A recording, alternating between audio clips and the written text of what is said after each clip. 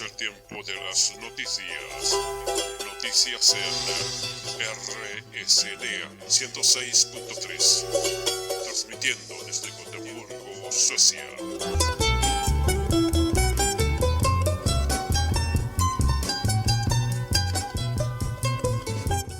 Buenas tardes. Hoy, 16 de octubre del 2020, vamos a empezar con las noticias de la semana.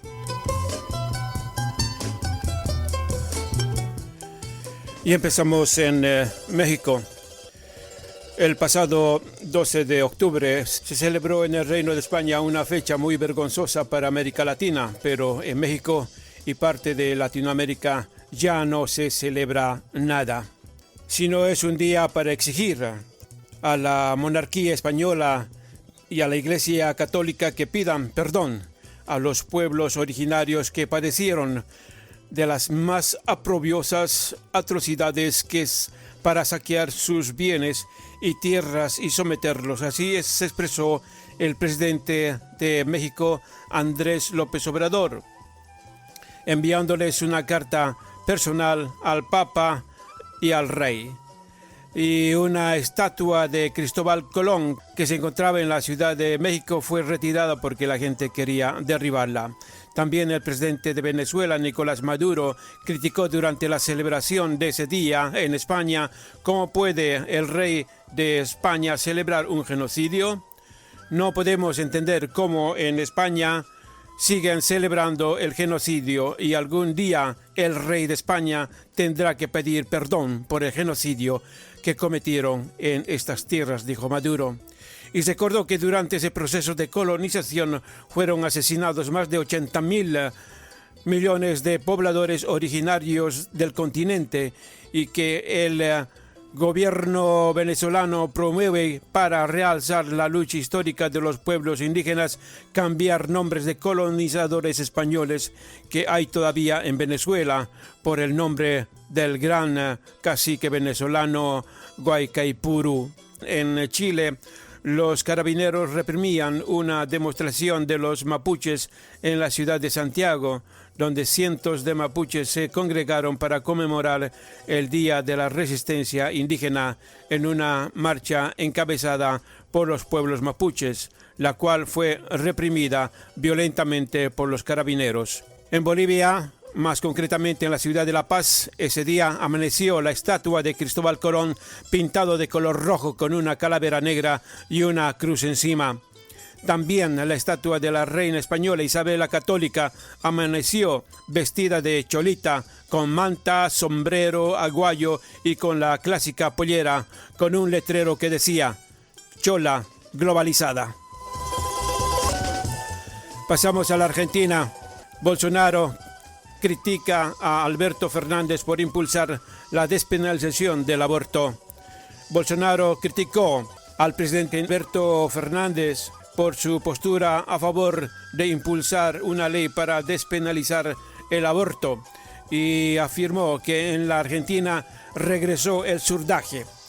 El expresidente Macri fue elegido hace 5 años por un discurso parecido al mío y después perdió con el grupito de surdaje de Cristina Kirchner, de Dilma Rousseff, de Nicolás Maduro, y Macri no pudo hacer todo lo que él quería, dijo Bolsonaro.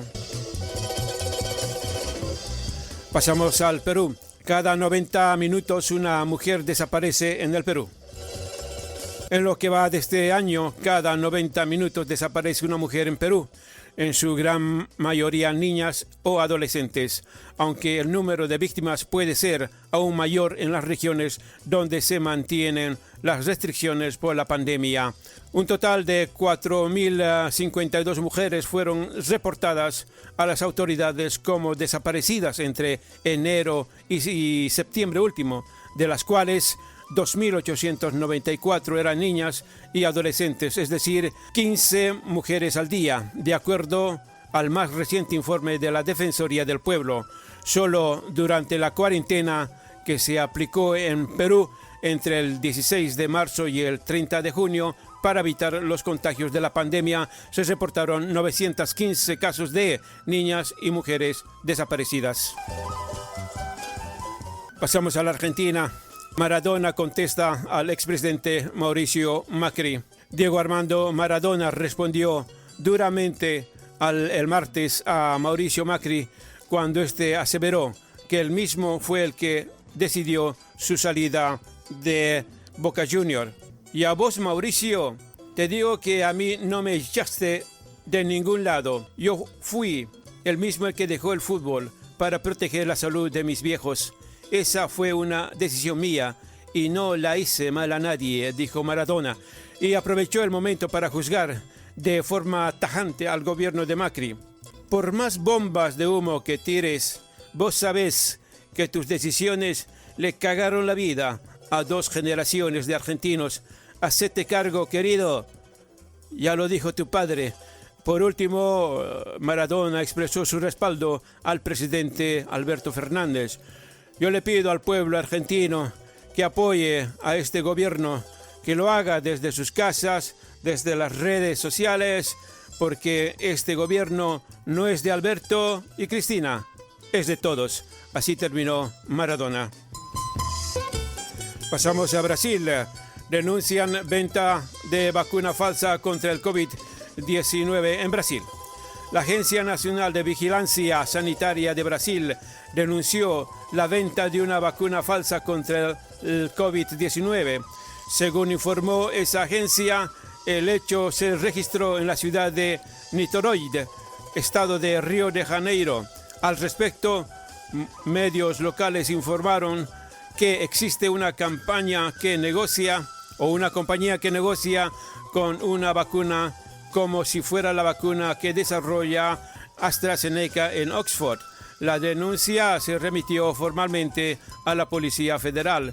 Por su parte, el órgano regulador reiteró que todavía no hay ningún fármaco contra el COVID-19 autorizado para su comercialización en Brasil. Y pasamos al Perú. Fiscales piden interrogar e investigar al presidente de Perú.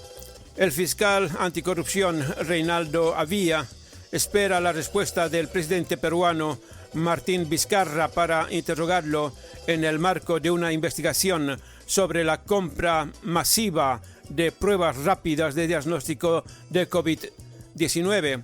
Además, el fiscal Germán Juárez, de la misma especialidad, pidió a la fiscal de la Nación, Zoraida Ábalos, permiso para investigar a Vizcarra por el contrato de construcción de un hospital en Moquegua con una empresa que es investigada por casos de corrupción, entre ellos el cobro de $1 millón por soborno de un consorcio constructor a cambio de un contrato para la construcción de un proyecto de riego. El equipo fiscal de Odebrecht o de Lavajato del Perú solicitó a la fiscal general le otorgue competencias para incluir al presidente Martín Vizcarra en las investigaciones sobre delitos que habría cometido en 2013. Pasamos a Costa Rica. Masivas manifestaciones en contra de los acuerdos del gobierno de Costa Rica con el FMI. Los costarricenses se movilizan desde hace 15 días por las medidas económicas que anunció el gobierno frente a la peor crisis que vive el país. Desde el pasado 30 de septiembre, el país está envuelto en protestas ciudadanas y bloqueos de decenas de carreteras y puestos fronterizos estratégicos para el país en los que cada día participan entre cientos y miles de personas. El desencadenante fue la intención del gobierno de negociar un préstamo con el FMI por $1.750 millones para enfrentar la crisis económica causada por la pandemia, pero que se traduciría en una subida de impuestos, entre otras medidas drásticas para el pueblo, y el balance hasta el momento de los enfrentamientos entre la policía y manifestantes son de más de un centenar de heridos y otras tantas personas detenidas. La tensión fue escalando hasta el tal punto que el presidente de Costa Rica, Carlos Alvarado, acabó anunciando el pasado 4 de octubre que no seguiría adelante con la propuesta inicial al FMI y formaría un diálogo nacional con varios sectores institucionales, pero no con el principal promotor de las propuestas, el grupo social Movimiento Rescate Nacional. A pesar de esta convocatoria, las manifestaciones continúan porque este movimiento rescate pide que el presidente se comprometa por escrito a que no acudirá al FMI en lo que resta de su mandato, que concluirá a mediados del 2022. Y ahora pasamos a la Argentina. Pérez Esquivel, Premio Nobel, y organizaciones argentinas denuncian a la OEA. El Premio Nobel de la Paz, Adolfo Pérez Esquivel, la Liga Argentina de los Derechos Humanos y la Asociación de Madres de Plaza de Mayo de Argentina denunciaron ayer al secretario ejecutivo de la Organización de los Estados Americanos, OEA, Luis Almagro, ante la alta comisionada de las Naciones Unidas para los Derechos Humanos, Michelle Bachelet, por denunciar un presunto fraude sin pruebas y con un sesgo marcadamente político que derivó en la violación de los derechos humanos en Bolivia. Según la denuncia, la Secretaría General de la OEA, encabezada por Luis Almagro, ha vulnerado arbitrariamente la Carta de las Naciones Unidas, la Carta de la OEA, la Carta Democrática Interamericana y resoluciones generales de la OEA, transgrediendo el derecho internacional y la soberanía nacional del Estado plurinacional de Bolivia. Pasamos a Bolivia. El MAS denuncia un segundo golpe en marcha ante el posible triunfo de Luis Arce. La vocera del MAS, Marianela Paco, denunció que está en curso un segundo golpe a la democracia debido a la ausencia total de transparencia en el sistema de conteo rápido de votos desarrollado por el Tribunal Electoral y su presidente Salvador Romero, quien afirmó este lunes que se estrenará un nuevo sistema de cómputo que no incluirá las fotos de las actas electorales.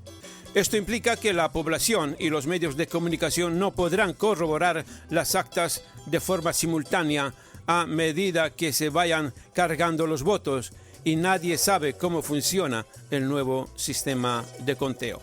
El MAS también cuestionó el retorno de los mismos observadores de la OEA que participaron en las elecciones de octubre del año pasado, que fue cancelado por el fraude propiciado por la misma OEA. A su vez, el candidato del MAS, Luis Arce, denunció que quienes dieron el golpe a la democracia quemando actas, hoy en día quieren custodiar las actas de las nuevas elecciones, en referencia al pacto que el Tribunal Electoral firmó con la OEA, con la USAID, las Fuerzas Armadas y la Policía. También se anticipó que habrá en el país una serie de violaciones a los derechos humanos e universales, tales como el derecho a la organización y a la protesta, luego de que el Tribunal Electoral declarara a Bolivia en un estado de excepción de 6 días antes y después del proceso electoral. Eso quiere decir que el ejército y la policía estarán en las calles antes y después de las elecciones. El gran fraude electoral que ya está en marcha, propiciado por la OEA de Luis Almagro en Bolivia, también se demuestra en los bolivianos residentes en el exterior, que en su mayoría no podrán votar por el miedo que tiene el gobierno de facto al voto del exterior, porque se estima que el 90% de los residentes en el exterior votarían por Luis Arce. En un clima de creciente tensión frente a las elecciones, se conoció la última encuesta donde se confirma la victoria de Luis Arce con el 42,2% de los votos, mientras que el segundo solo alcanza al 31,1% de intención de voto. Y ahora lo único que nos queda es esperar que la sangre no llegue al río después de las elecciones del próximo domingo.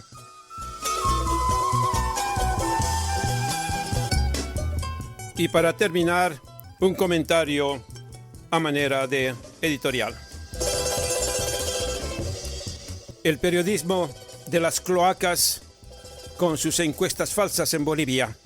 La forma de hacer periodismo en diferentes países, especialmente en países gobernados por el pensamiento neoliberal, como el de Bolivia, es un periodismo de una prensa cínica, mercenaria, demagoga, que con el tiempo forma a un pueblo tan depravado como ella misma.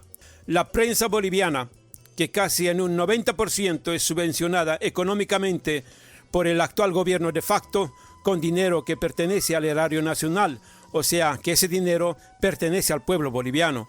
Pero la palabra subvención suena muy suave y muy formal para ocultar con las palabras su verdadero objetivo, y es la corrupción y la compra de los que dicen llamarse periodistas para servir sin escrúpulos al actual gobierno corrupto de Yanine y sus 40 ladrones. Así, todos y todas sabemos que la prensa vendida, que sacan casi todos los días encuestas falsas, encuestas truchas, están construyendo una dictadura que mucha gente no lo quiere creer ni aceptar. Y en esta dictadura del poder táctico, el pueblo boliviano está cayendo sin que muchos se den cuenta. Y de esta basura, la que se alimenta la derecha neoliberal boliviana.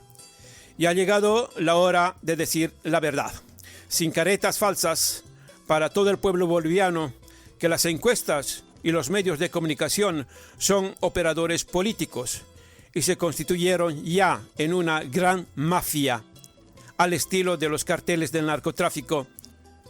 El cartel boliviano de la información y su operación informativa, desde las cloacas de la inmundicia, todo el tiempo, las 24 horas del día, desacreditando a una persona, a un partido político que no les conviene para sus afanes de lucro ilegal, menospreciando a una gran parte del pueblo boliviano. Y esto no es nada más ni nada menos que una mafia. Y esta mafia del cartel informativo de Bolivia son, entre muchos otros, los periódicos El Diario, El Deber, Página 7, Los Tiempos, La Patria, Eju, Presencia, etc. Radios como La Panamericana, Illimani, Fides, ATV, El Deber Radio, FM Bolivia, Herbol, Valverde, La Voz de la Liberación, etc. Y canales de televisión como Red 1, Bolivia TV, ATV Bolivia, Unitel, Red Pat, etcétera, etcétera. Todos estos medios y muchos más están cercenando el inconsciente del pueblo boliviano con sus falsas noticias y sus falsos periodistas las 24 horas del día. Si queremos confrontar a esta mafia nosotros, tenemos que hacerlo con la verdad, sin utilizar métodos mafiosos, porque la mentira, la difamación, el racismo tienen las patas cortas y con el tiempo siempre ganará la verdad.